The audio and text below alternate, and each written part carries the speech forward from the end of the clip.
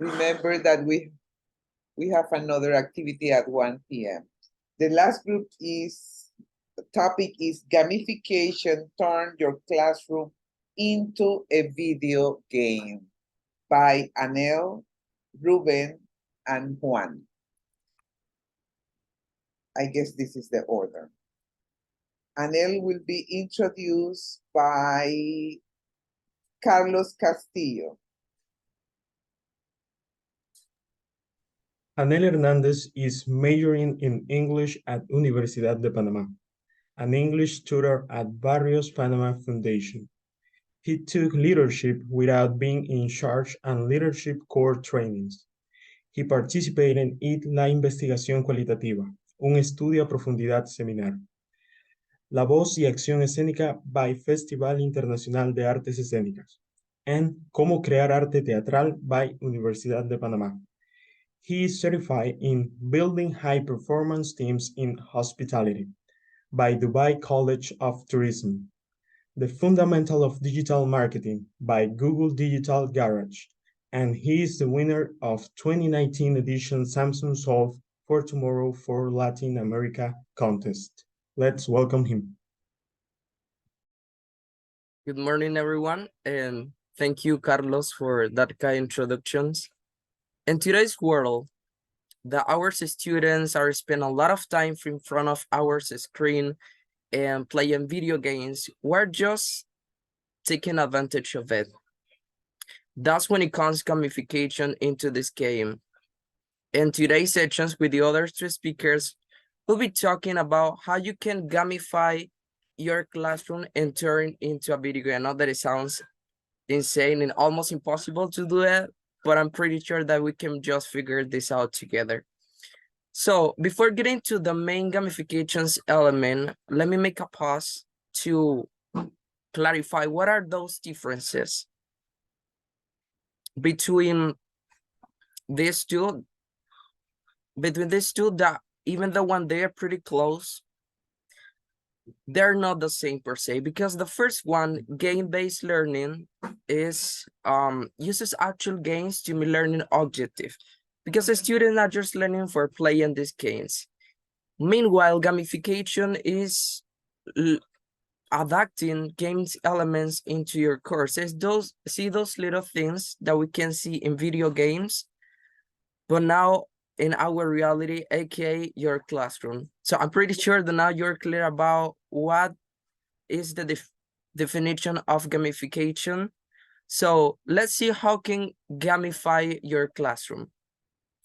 So as you know, guys, every student is different, every classroom is different, especially here, thanks to our Panamanian educational system.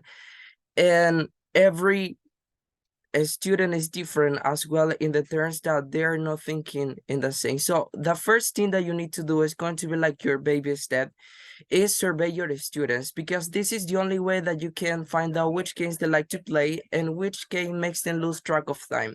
For example, if your student love Minecraft so bad, you will want to implement some aspects that allows the students to be creative and also choose their own path, because this is how Minecraft works. A great example of how you can do this is implementing a point system, and there are endless ways that you can do this. The next one. Now, what is the first elements? It's called leaderboard. Leaderboards, we can apply this into 3 levels. And the first one is doing a simple participation students based points on a student's participation. So you can put it on your Google Classroom banner or any platform that you have been using. Or if you are in a physical classroom, you can throw it up on a bulletin board. And if you feel that your class isn't really ready, what I mean by that is your students aren't really familiar with this leaderboards participation that it comes with that, you can always assign code names, because in that way their identity is hidden. Second level, just because participation is not enough, is pretty minimum, you can add others activities during your whole class, because in that way your students can have the others opportunities to earn these points. And then level up and get a reward. Rewards can be individual, like earning free time, extra credit, or they can pull their points together as a class and earning a pizza buddy or this buddy. I don't know, you guys. It's your decision. And the third level is turn these point systems into their grades. In this way, we can highlight the importance of the progress. And I have to say that this element is pretty useful when it comes to keep that motivation and engagement in the students. Thank you.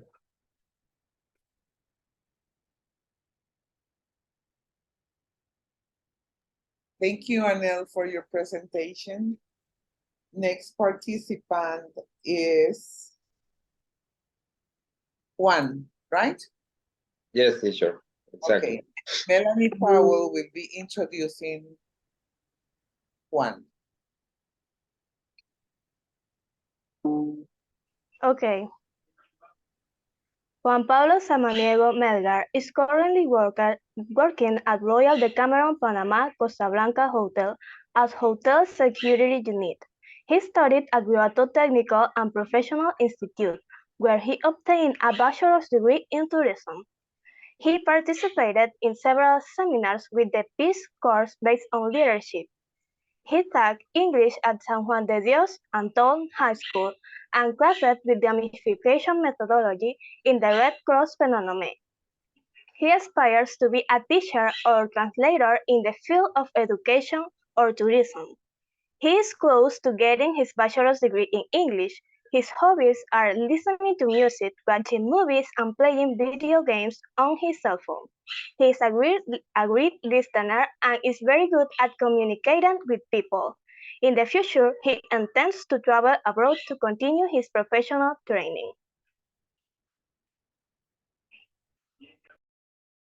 Thank you, Melanie. Okay, we're going to continue with our presentations.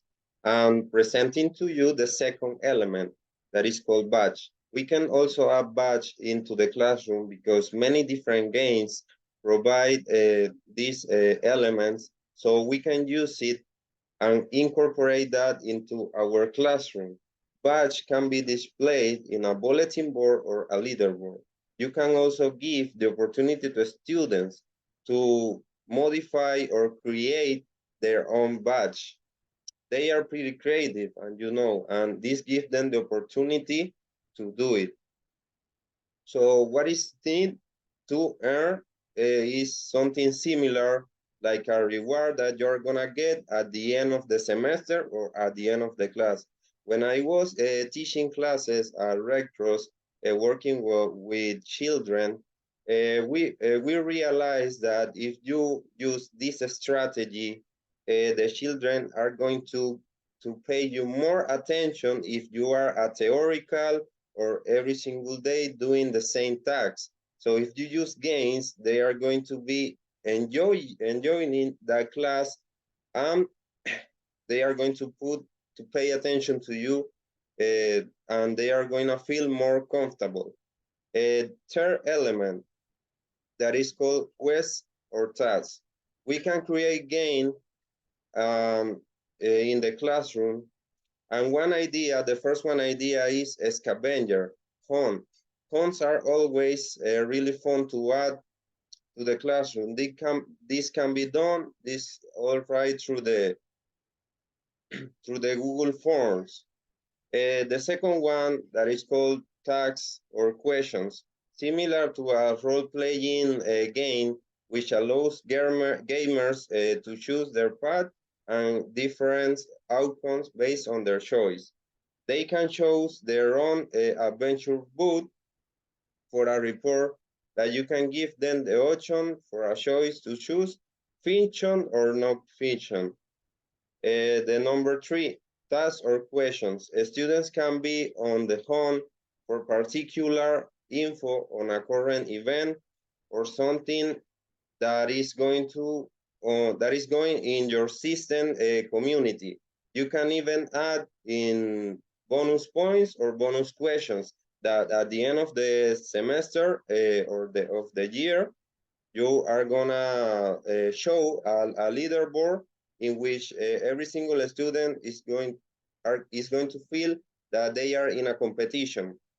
And the last one is QR codes. So you can place QR codes in every single corner of your classroom, and using the cell phones, students can scan this and check some questions or some games that are going to be places, and they are going to be very entertaining, and this activity will be very fun. Also, they are going to be learning everything about that.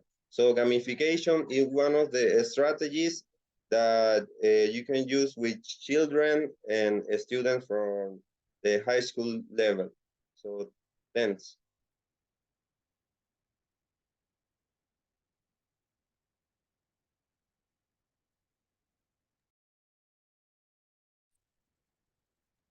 Okay, let's continue with our last participant, who is Ruben. He will be introduced by Melanie Enriquez.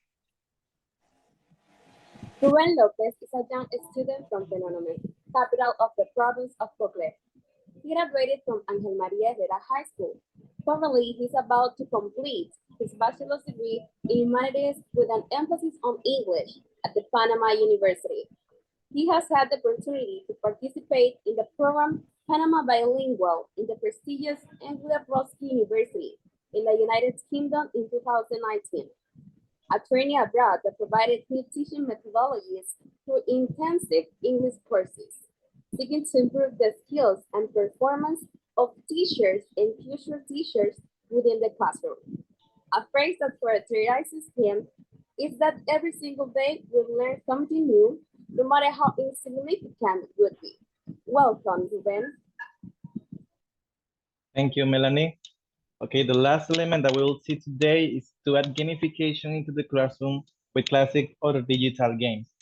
So we are getting a little bit into game-based learning territory here. We can use classic and digital games in the classroom to help continue students' practice and learning.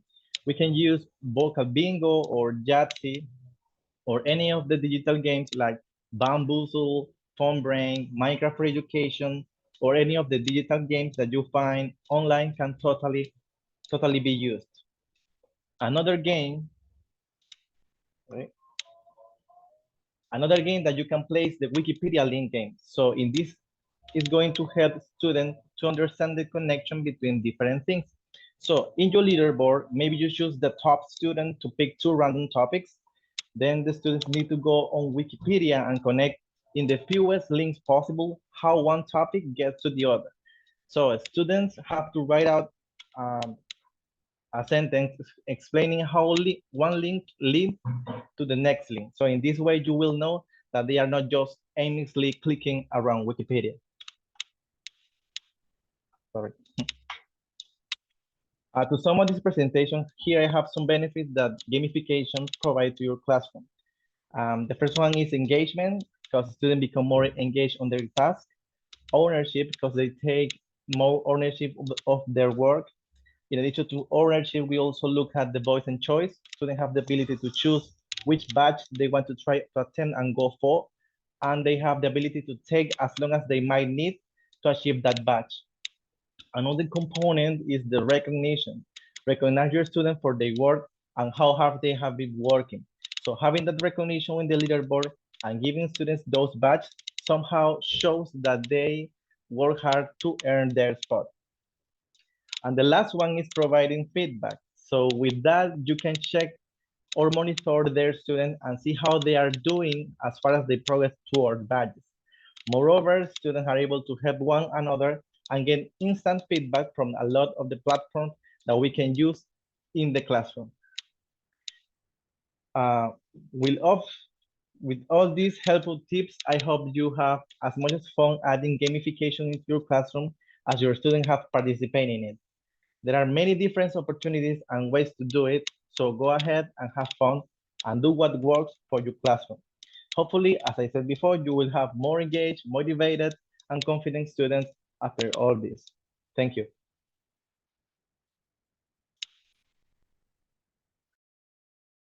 Thank you, Ruben, for your speech and for all of the other members of the group, as well as all of the different speakers from the different conferences. Thank you for your participation. We finished with our webinar. Very grateful to you guys for your commitment to the different topics given to you. So we finished this session and I'll be waiting for you at 1 p.m. with the conference with Dr. Alfonso. Thank you. Thank you, Professor, and everyone. Have a great day.